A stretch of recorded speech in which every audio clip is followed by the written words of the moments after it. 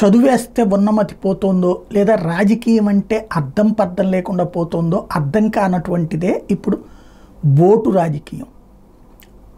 వరదలకి సంబంధించి ఎందుకు ముందస్తు సమాచారం ఇవ్వలేదు, అయిపోయాక కూడా ఇప్పటికీ కూడా పరిహారం చనిపోయిన వాళ్ళకి ప్రకటించట్లేదు, అలాగే మిగతా వాళ్ళకి చేస్తాం చూస్తాం అన్నట్టుగానే ఉంది. అసలు ఆ చర్చ వైపుకి పోనీయకుండా వరదే ఓ కుట్ర, బోట్లే ఓ కుట్ర అన్నటువంటి ఒక విచిత్రమైనటువంటి వాతావరణాన్ని సృష్టిస్తున్నారన్నమాట. బోటుతో బ్యారేజీలు కొట్టుకుపోయేటట్టయితే పాకిస్తానోడును ఆఫ్ఘనిస్తానోడు భారతదేశంలోని తీవ్రవాదులు 100 బోట్ల దిగి తీసుకోవడం కాదు, కొని మరీ పంపిస్తారు. బోట్లు అన్నటువంటిది ఇళ్లలో పెట్టుకోలేము. బోట్ అనేది కట్టేస్తారు, గట్టిగా కట్టేస్తారు. వాటర్ ఫోర్స్ వచ్చినప్పుడు అవి ఒక్కోసారి కొట్టుకుపోవడం జరుగుతూ ఉంటుంది.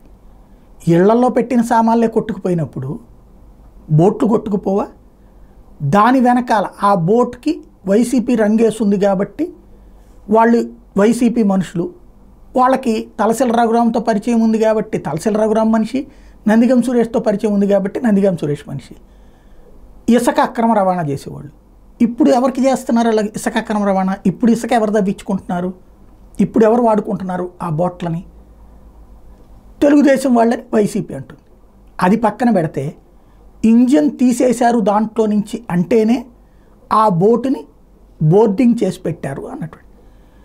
ఆ బోట్లు కొట్టుకుపోతాయి, ఒకదానికొకటి గొలుసులేసి కడితే పోవని పెడతారు, అయినా కొట్టుకుపోయిందంటే అంత స్ట్రాంగ్ వరద వచ్చింది. 11.5 లక్షల క్యూసెక్కులు నీళ్ళు వస్తాయి, వరద వస్తాయి, కొట్టుకుపోకుండా ఎట్లా ఉంటుంది?